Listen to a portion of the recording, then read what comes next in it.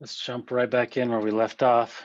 Recall that we were looking at this unconstrained optimization problem, kind of discussed what a gradient is and what the optimality conditions are, how we know we've converged. We mentioned that the gradient needs to go to 0 and that we would figure that out by enforcing a tolerance here. And by the way, if you look at, if you run some of these optimizers and you've seen things like first order optimality, that's what this means, right? This is the first order condition, this is a second order condition. So first order optimality criteria is checking that magnitude of that gradient, that norm has become really small, trending towards 0. Okay, so that was our goal. Now we're going to talk about how we might use an algorithm to find this minimum. And hopefully you've had a chance to kind of think about how you might do this and appreciate maybe some of the challenges in searching this function space where you know nothing about what's there. Okay, so here's the general procedure of a line search based method. There are really just two basic steps that you just repeat over and over again. One, choose a direction. Okay, and this is direction we're going to show. It's always going to be a descent direction. And there will be different techniques about different directions we can choose. We're not actually going to talk about that one today. We're going to assume for now that a direction is given to us and it's a descent direction. That's all we know about it. Okay, step 2, after we've chosen direction, choose how far to go in that direction. That is what we call the line search. Okay, because we are searching along a line. Even if I've got this 100-dimensional space, a direction is a vector. As I search along that vector, that's a one-dimensional problem. That's a line. So that's the line search part. Then we update values, and then we just repeat this process again. So I'll show you a few different ways to maybe picture the same thing. Here's us in a diagram, right? We start with a starting point. At a given starting point, we're going to have a search direction. So here's my point, x0. I'm just at some point. I'm going to pick a direction, P. All I know about that direction is that it's a descent direction. And then the line search part, I'm going to search along here. Oops. I'm going to search along here to find a point that I want. We'll talk about how we decide what that is. If that point's a minimum up to the problem, then we're done. That's our optimality criteria. If not, most of the time it will not, right? Then we go to that new point. So let's say this is the new point I pick, and then I repeat the same process, right? I've updated X, I'm going to pick a new search direction. So now I've got a new P, right? And then I do a line search along here and pick a new point.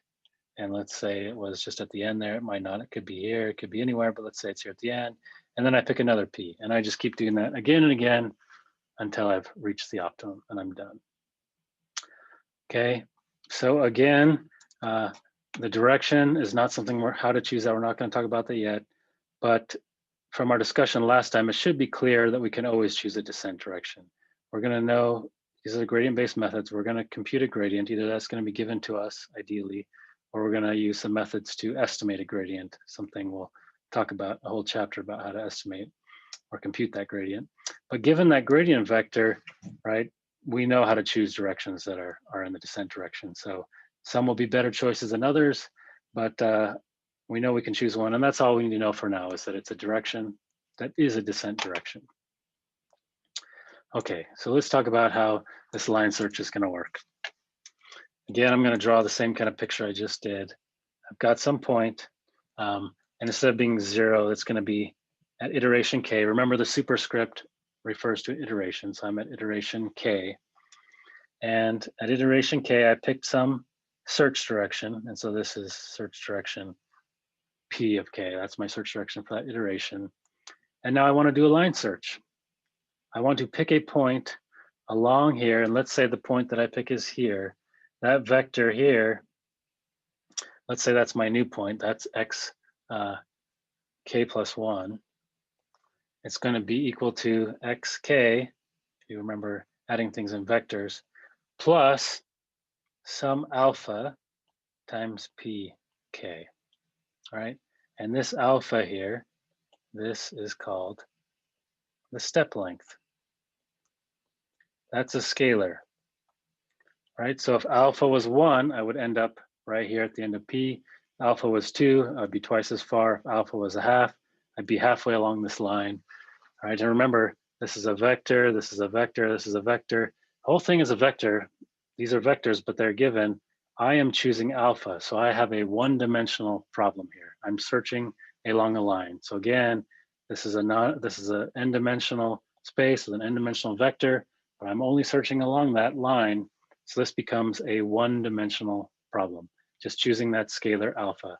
How far should I go along this line? Okay, and so to look at this another way, here's a function, right? Here's some contours of this function. So this is a two-dimensional space.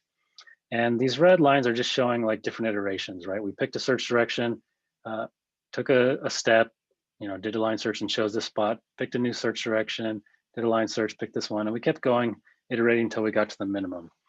But stepping into one of these, right? Here I am at iteration K. Here's the search direction I'm given, and I'm doing a line search along this direction. If I was to take, this objective, here's my objective function, right? It's got all these contours. If I was to evaluate it just along this line, I would get this kind of curve here, right? It's this one-dimensional problem. Now, ideally, if I knew everything about the function, the alpha I want to choose is the alpha that minimizes this, right? That seems like an alpha I might want to choose. The problem is that's expensive. Remember, I don't know anything about the function. I know what my function value is here. I know the gradient as well here, right at this point, but all of this is just in the dark. I have no idea what's there. So I could spend a long time evaluating all sorts of alphas, trying to find the minimum. And remember, our function is generally going to be expensive for an engineering analysis. So I don't necessarily want to do that, right? I don't want to spend a lot of function evaluations. And it turns out that even if I could, even if it wasn't that expensive, that may still not be a good idea to find the minimum. It might not be worth it. And here's a reason why. All right, so here's an example. This is a Rosenbrock function, and let's say my current iteration is here, and this is the search direction I'm given. This is a good search direction. It's a descent direction. If you remember the Rosenbrock, it's got kind of this valley and these steep sides. So I'm up here on one of these steep sides, and I'm pointing towards this valley here, this curved valley. This is a good search direction. The problem is I could spend a lot of time here searching along this direction and find the exact minimum along this 1D curve. But that's kind of pointless because that's not the problem I'm trying to solve. The problem is trying to solve the overall minimum of this whole function. And this search direction doesn't point at all towards the actual minimum. This is the true minimum of the Rosenbrock function. So it's kind of a waste to spend a lot of time. What I want to do is to find a point that is good enough, and we'll define what good enough means. But it's a point that's going to satisfy some criteria as quickly as possible. So let's say I get here and I say, oh, this point is pretty good. What I'd rather do is just find a point that's pretty good and then get a new search direction, right? And then get a point that's pretty good, get a new search direction, get a point that's pretty good, get a new search direction, right? Because I know that this direction, this local direction that I'm estimating based on only local behavior is probably not a good direction overall, right? So I don't want to waste a lot of time, stuck in that direction and trying to find the best point. I just want to find something that's getting me in a good descent. Like I'm making progress. As long as I'm making progress, it's better to update my direction, right? To fine tune where I'm going and then repeat this process. You could think of this as premature optimization, right? Sometimes that happens in writing code, that you spend too much time optimizing a function that's actually not exactly what you want and you're going to change it later. Or if you're writing this paper and you're spending all this time polishing this paragraph, but if you think about it, that paragraph may not even be there later, right? It's going to get hammered away, and maybe it's better to kind of rough things out, polish later as you're getting towards the final product. So maybe that's an analogy that helps you think about it. Okay, so now we can put these things together in an algorithm, and the algorithm for unconstrained optimization is fairly simple. We're just going to continue, and we've said all the steps already. This is just maybe putting it a little more formally. We're going to do this until what? What's the stopping criteria? See if you can recall. How do I know I should end my search? I want to end once the norm of my gradient. Well, I'll continue doing it while it's above some tolerance, right? So as long as it's bigger than some tolerance, I keep doing it. Once it's below this threshold, I'm done. Okay, and so here I'm going to end this while loop. So I just keep repeating these same processes, over and over. I'm going to determine the search direction, determine search direction, P, iteration K, and we haven't talked about how to do that. Given that, I'm going to determine the step length. And now we have a more concrete value for that. That's alpha. I'm choosing the alpha at that iteration. Okay. Once I've chosen alpha, I can update, and now I can do that as a formula here. My new step is going to be my old step. This is what we already discussed, plus the step length times my direction. And then, you know, my iteration count increases, and I just keep going. That's the whole algorithm. Well, that's the macro level version of the algorithm. So now we can drill down. How do we determine an appropriate step length? All right, so we got to do one more preliminary before we can discuss that. To make this a little easier, there's this function that we keep wanting to evaluate. We want to evaluate x of k. That's our starting point, and then we're going to evaluate. And p is the direction we're given, and we're varying alpha, right? Remember, that's the one-dimensional function that we're trying to solve. Okay, and these are vectors. This is the vector from our last iteration. This is the vector we're given from the search direction. I'm just trying to choose alpha. This is a 1D problem. And so just as a matter of convenience, it helps to define this as a new function, just so we can be clear. 1D function of alpha. Right, that's all we're doing, is we're just making it very clear that this is all we're trying to solve for, is alpha. Well, I'm going to want to also know what the derivative of alpha is. This is a 1D function, so I can just use a prime. That means that's the derivative of f with respect to alpha. Right, this is f of x, which is from the chain rule. That's the partial of f with respect to x times the derivative of x with respect to alpha. And the derivative of f with respect to x, what's that? Well, oops, that's just the gradient. And the derivative of this x, this argument in here with respect to alpha, what's the derivative of this argument with respect to alpha? That's just this p, right? So this is p. And this should look familiar, right? This is our directional derivative, gradient dotted into p. And as you'll recall, right, since we know p is a descent direction, we know that this is going to be negative, at least at the starting point. We don't know everywhere. Okay, and so just to be very explicit here, to write the argument for x, this is the gradient of f, evaluated at xk plus alpha pk transpose times pk. That's my derivative. So the only thing that's varying here is alpha. All these others are fixed parameters here.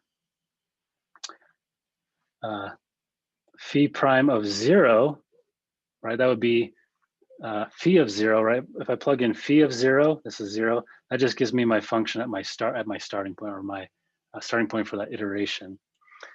The derivative phi prime of 0, that's just going to give me a 0 here, right?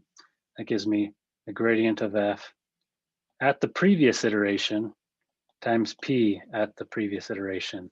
So this is the one. Sorry, I kind of jumped the gun here because this x could be anything.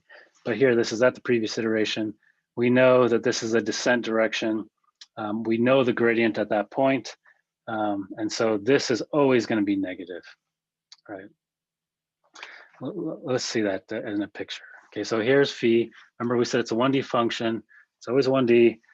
Phi as a function of alpha. And here, let's say this is what it looks like. We looked at a slice before. So again, we're in this multi-dimensional space. We're searching along this line. And so this is what the function might look like along this line. We know, because here, this is a descent direction, we know that The initial slope is negative. We have no idea what happens after that, right? It can go positive at any point. It could come up, it could come down. Anything could happen. We have no idea, but we know initially that the slope is negative. That's all we know. And this is at alpha equals 0, right? And any other point, we could evaluate phi, we could evaluate the derivative, but at this point, we know nothing about it. All right, so what we're going to do first is define the criteria that's going to determine whether a point is good enough. So we're going to decide to quit searching. So here's the idea.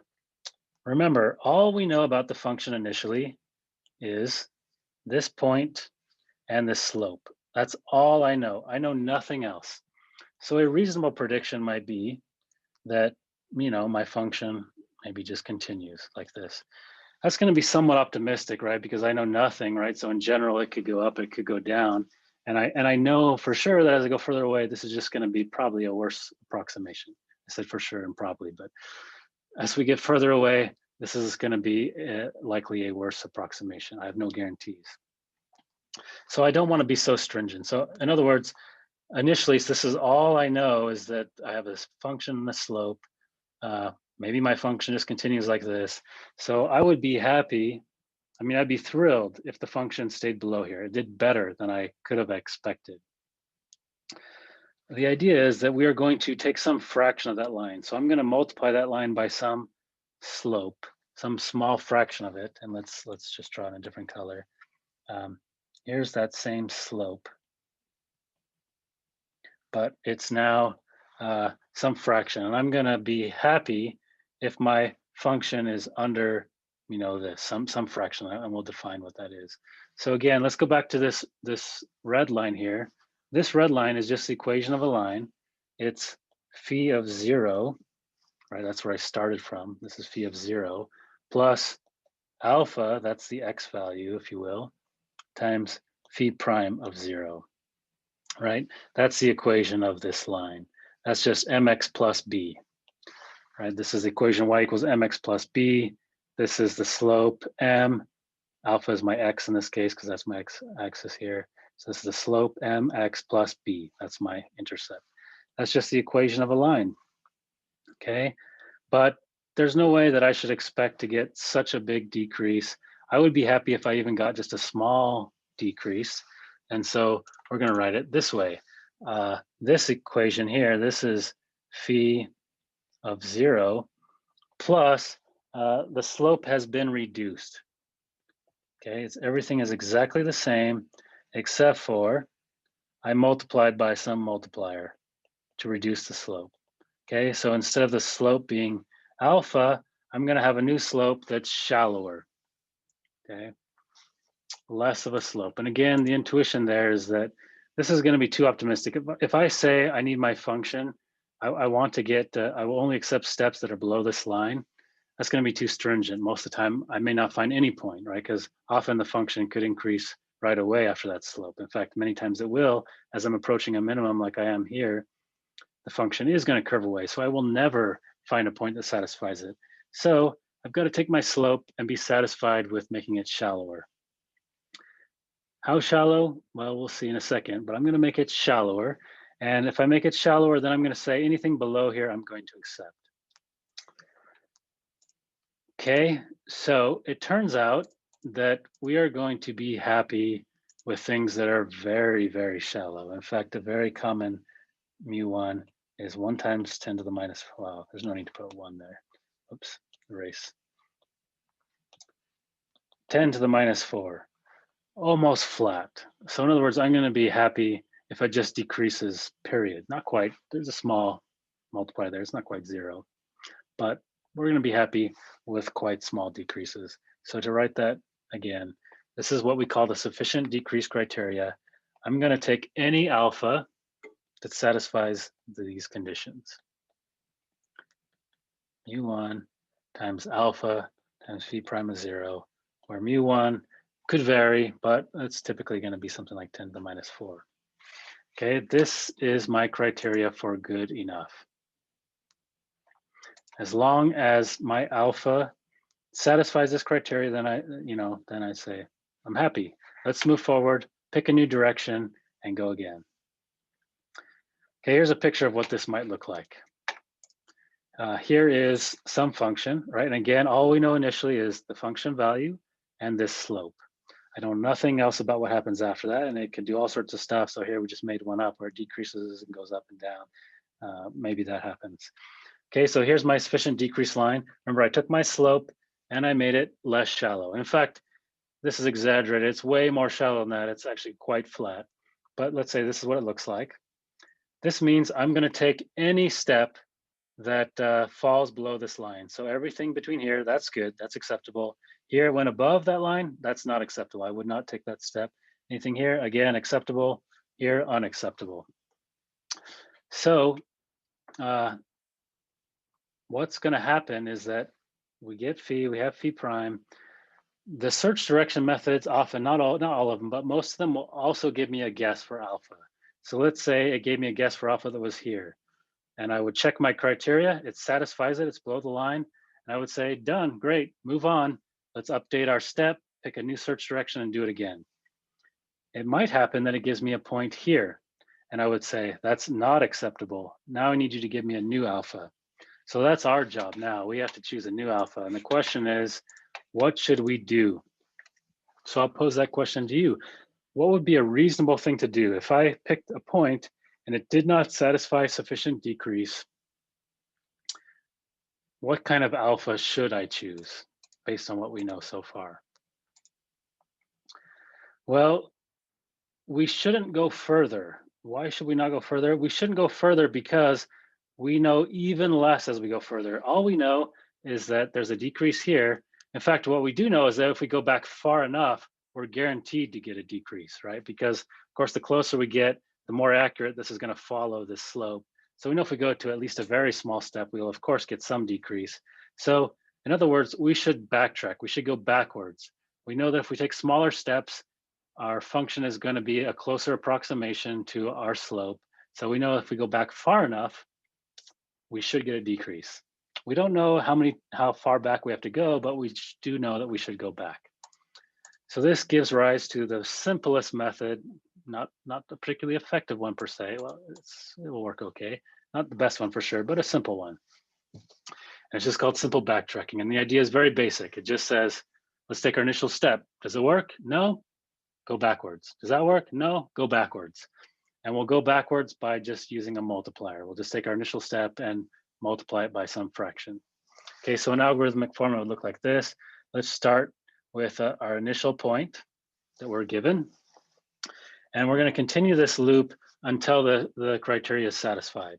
So if phi of alpha is above that line, right, it does not satisfy sufficient decrease. It's above this line that we've been talking about. Then I've got to do something. And all I'm going to do is take the alpha that I had, and I'm going to multiply it by some parameter to make it smaller. And rho could vary, but let's say a typical one might be rho is say a half. So I would take half a step each time. I would come backwards half a time. Again, this is a very simple, not the most robust method, but it's a reasonable starting method that will work with moderate problems. Okay, so here's an example of what this might look like. Let's say here's again our function. Here's alpha. This should really say phi, not f, but here I started with some value. And let's say my initial guess, the initial alpha I got was right here. This does not satisfy sufficient decrease. And you can see sufficient decreases. It's not actually flat. There's a small slope, but there's a slope. So I backtrack. This one, alpha or rho, it must be bigger than a half because this doesn't go back halfway. But I backtrack, still not acceptable. Backtrack again, this is acceptable, I'm done. As another example, if this was my initial guess and it said I should go here, well, this one's acceptable. I'm done right away and I don't backtrack at all. You'll find that most of the time, actually, you don't have to do any backtracking. That for most iterations, hopefully, if you pick a good search direction, as we'll see later, that your initial guess is good enough and you don't do any iterating at all here. You check the first one, it satisfies your criteria and you move on. You'll see this if you look at the output of some of these optimization algorithms, and we'll say something like maybe step length or something like that, you'll see a lot of ones, 1, 1, 1, 1, 1, 1, hopefully. And that means it just took the first step. And that's usually what's going to happen. That means you had a good search direction. It behaved somewhat like you expected. You got a decrease, you're happy with it, and you move on. Okay. You see numbers that are not 1, that means it had to spend more time kind of searching around in that direction to find something that worked. All right. So just in the last thing we're going to do here is to make this a little better. As you could probably tell, this method is not the greatest. It will work, right? Because we know that if we go back far enough, we're guaranteed to find a sufficient decrease. But this method can work pretty poorly sometimes. So here's some of the real problems we could have. Here's some problems. Let's say alpha init is too big. We start with a really big guess, and we could do lots of backtracking. We could waste a lot of function calls going back, okay? What I need to fix that is I need a better algorithm, really. Because simple backtracking, obviously, there's nothing that, you know, there's nothing wrong with that criteria in that sense. The criteria is still okay. It says that that problem or that that value is not good enough. It's not even decreasing, but it's just not good. It's not good enough. Or sorry, the criteria. There's nothing wrong with it. It's the algorithm that's the problem. Another problem, though, is that let's say alpha init is maybe too small. But another way to say it is that the slope is very negative. Is very negative.